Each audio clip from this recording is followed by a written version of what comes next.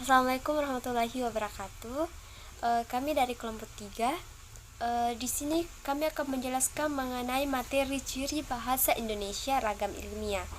Namun sebelum itu saya akan memperkenalkan nama-nama dari kelompok kami. Yang pertama Muhammad Rizky Fawas, yang kedua Ainul Fahriyah, yang ketiga Ninis Ranjiani, yang keempat ada Mutmainnah, yang kelima saya Nur Dalifsa, dan yang terakhir itu Cindy Nabila Ayudia. Baik, saya akan menjelaskan mengenai ragam bahasa Indonesia. Bahasa adalah salah satu alat komunikasi. Melalui bahasa, manusia dapat saling berhubungan atau berkomunikasi, saling berbagi pengalaman, dan meningkatkan kemampuan intelektual. Bahasa Indonesia memang banyak ragamnya. Hal ini karena bahasa Indonesia sangat luas pemakaiannya dan bermacam-macam ragam penuturnya. Oleh karena itu, penutur harus mampu memilih ragam bahasa yang sesuai dengan keperluannya, apapun latar belakangnya. Selanjutnya, saya akan masuk dalam materi pembagian ragam bahasa. Nah, yang pertama itu ada namanya ragam berdasarkan media. Itu terbagi menjadi dua, yaitu ragam lisan dan ragam tulisan. Ragam lisan seperti misalnya percakapan, pidato, dan panggung. Kalau tulisan itu seperti ragam teknis, ragam undang-undang, dan ragam catatan. Terus yang kedua ada namanya berdasarkan pandangan penuturnya. Nah, kalau ini terbagi menjadi 4 bagian, yaitu ragam dialek, ragam terpelajar, yang ketiga ada namanya ragam resmi, dan yang terakhir itu ada namanya ragam tak resmi. Mungkin teman-teman bisa lihat contoh-contoh dari ragam yang saya sebutkan tadi di layar teman-teman sekalian. Terus yang ketiga ada namanya ragam berdasarkan topik pembicaranya itu terbagi menjadi 7, yaitu ragam bahasa ilmiah, ragam bahasa hukum, ragam bisnis, ragam agama, ragam sosial, ragam kedokteran, dan ragam sastra. Setelah saya menjelaskan pembagian ragam bahasa, selanjutnya saya akan juga menjelaskan sedikit tentang ragam bahasa baku. Jadi, ragam bahasa baku dapat berupa ragam bahasa baku lisan dan ragam bahasa baku tulisan. Ragam bahasa baku tulisan itu harus menguasai penggunaan bahasa Indonesia yang baik dan benar. Kalau ragam bahasa baku lisan itu kita harus mampu mengucapkan dan memakai bahasa Indonesia dengan baik serta bertutur kata yang sopan. Saya akan melanjutkan memaparkan materi yaitu tentang ciri bahasa Indonesia ragam ilmiah, yaitu tentang penggunaan bahasa ragam ilmiah. Penggunaan bahasa ragam ilmiah digunakan untuk karya ilmiah seperti yang pertama itu makalah ilmiah, yang kedua artikel ilmiah, yang ketiga tugas akhir, yang keempat skripsi, yang kelima tesis, yang keenam disertasi, dan yang ketujuh laporan penelitian. Adapun persyaratan bagi sebuah tulisan untuk dianggap sebagai karya ilmiah, menurut Broto Wijojo tahun 1988. Yang pertama itu karya ilmiah menyajikan fakta objektif secara sistematis. Yang kedua, karya ilmiah ditulis secara cermat, tepat, benar, jujur, dan tidak bersifat terkaan. Dan yang ketiga yaitu karya ilmiah menyajikan rangkaian sebab akibat dengan pemahaman dan alasan yang indusif yang mendorong pembaca untuk menarik kesimpulan. Yang keempat, karya ilmiah mengandung pandangan yang disertai dukungan dan pembuktian berdasarkan suatu hipotesis. Dan yang terakhir, yang kelima, yaitu karya ilmiah ditulis secara tulus. Berarti bahwa karya ilmiah hanya mengandung kebenaran faktual, sehingga tidak akan memancing pertanyaan yang bernada keraguan. Selanjutnya yaitu ciri-ciri ragam bahasa ilmiah. Ciri-ciri bahasa ragam ilmiah pada dasarnya ada 2, yaitu ciri umum dan ciri khusus.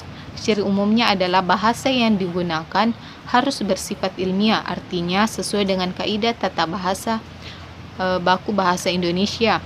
Adapun ciri khususnya yaitu cendekia, lugas dan jelas, formal dan objektif, bertolak dari gagasan, ringkas dan padat, menghindari kalimat fragmentaris dan konsisten.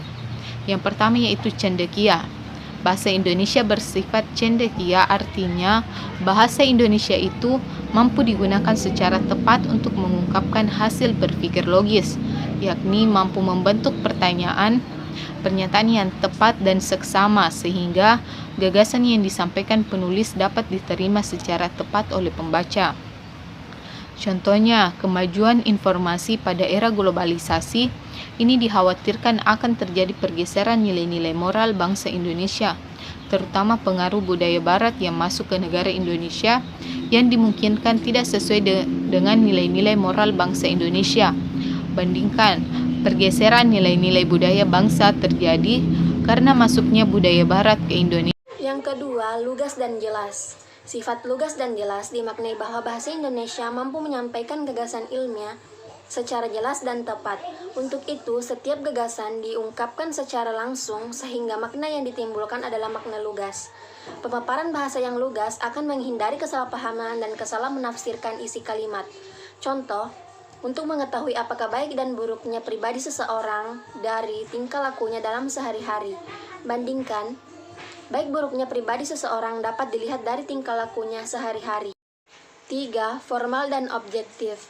Bahasa yang digunakan dalam komunikasi ilmiah bersifat formal. Tingkat keformalan bahasa dalam tulisan ilmiah dapat dilihat pada lapis kosakata, bentuk kata, dan kalimat, sekaligus bersifat objektif atau dapat diukur kebenarannya secara terbuka.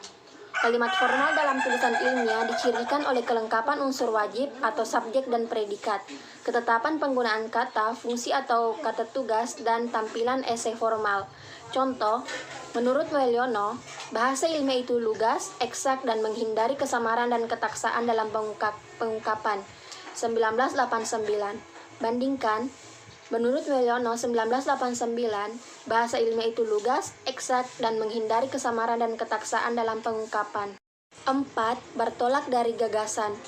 Bahasa Indonesia ragam ilmiah mempunyai sifat bertolak dari gagasan, artinya berorientasi pada gagasan atau hal yang diungkapkan dan tidak pada penulis. Implikasinya, kalimat-kalimat yang digunakan didominasi oleh kalimat pasif sehingga kalimat aktif dengan penulis sebagai pelaku perlu dihindari.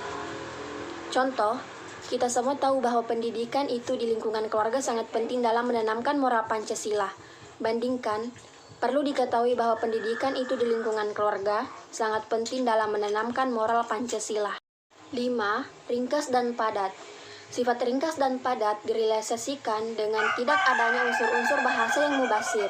Itu berarti menuntut adanya penggunaan bahasa yang hemat. Keringkasan dan kepadatan penggunaan bahasa tulis ilmiah ditandai dengan tidak adanya kalimat atau paragraf yang berlebihan.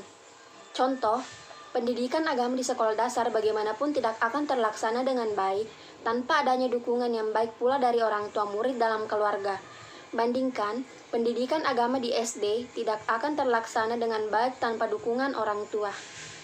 6. Menghindari kalimat fragmentaris. Kalimat fragmentaris adalah kalimat yang belum selesai. Kalimat ini terjadi karena adanya keinginan penulis menggunakan gagasan dalam beberapa kalimat tanpa menyadari kesatuan gagasan yang diungkapkan. Contoh, harap dilaksanakan sebaik-baiknya, atau kalimat fragmentaris. Bandingkan, tugas tersebut dilaksanakan sebaik-baiknya. 7. Konsisten. Ciri konsisten yang dimaksud adalah bahasa Indonesia yang digunakan dalam penulisan karya ilmiah mulai dari tataran terkecil sampai dengan tataran terbesar dan terluas harus ajek. Arti ajek adalah taat asas atau selalu menggunakan bentuk-bentuk atau unsur-unsur tersebut dari awal sampai akhir tulisan. Contoh, perlucutan senjata di wilayah Bosnia itu tidak penting bagi Muslim Bosnia. Untuk mereka yang penting adalah pencabutan embargo senjata.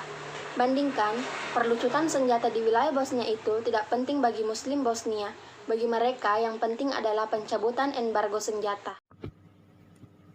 Berkaitan dengan ciri ragam bahasa ilmiah, Suparmo 1984 mengemukakan 7 ciri bahasa Indonesia. Yang pertama, bernalar. Yang kedua, lugas dan jelas. Yang ketiga, berpangkal tolak pada gagasan dan bukan pada penulis. Yang kelima, formal dan objektif. Yang keenam, ringkas dan padat. Ketujuh, konsisten. Yang terakhir, menggunakan istilah-istilah teknis.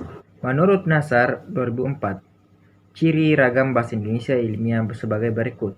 Yang pertama, kaidah bahasa Indonesia yang digunakan harus benar sesuai dengan kaidah pada bahasa Indonesia baku, baik kaidah tata ejaan maupun tata bahasa atau pembentukan kata, frasa, klausa, kalimat, dan paragraf. Yang kedua, ide yang diungkapkan harus benar, sesuai dengan fakta yang dapat diterima akal sehat atau logis.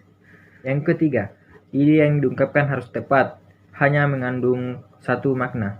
Yang keempat, kata yang dipilih harus denotatif, yaitu makna yang sebenarnya. Yang terakhir, unsur ide dalam kalimat ataupun alinea diungkapkan secara runtun atau sistematis. Atas dasar berbagai pendapat di atas, dapat disimpulkan bahwa secara umum ciri-ciri ragam ilmiah antara lain. Yang pertama, untuk mendayagunakan diksi yang tepat harus diperhatikan ketetapan dan kesesuaian diksi. Yang kedua, ketepatan pemilihan kata mempersoalkan kesanggupan sebuah kata untuk menimbulkan gagasan-gagasan yang tepat pada imajinasi pembaca, seperti yang dipikirkan penulis. Kedua, penggunaan ejaan yang benar. Ejaan yang benar dalam bahasa Indonesia adalah ejaan yang sesuai dengan EYD. Hal-hal yang berkaitan dengan EYD antara lain penggunaan huruf kapital, miring, atau tebal, penggunaan tanda baca, titik, koma, atau titik koma, penggunaan angka dan bilangan, dan penggunaan huruf unsur serapan. Tiga, penggunaan kalimat efektif. Sebuah kalimat yang efektif mempersoalkan bagaimana ia dapat mewakili secara tepat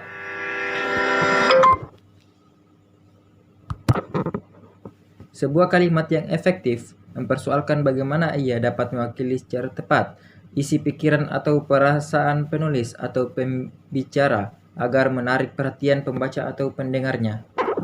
Yang keempat, penggunaan paragraf yang padu dan koherensi. Paragraf adalah seperangkat kalimat yang membicarakan suatu gagasan atau topik. Paragraf yang baik hendaknya memiliki 3 unsur utama, yaitu memiliki kesatuan, memiliki kepaduan, dan yang terakhir memiliki isi yang memadai.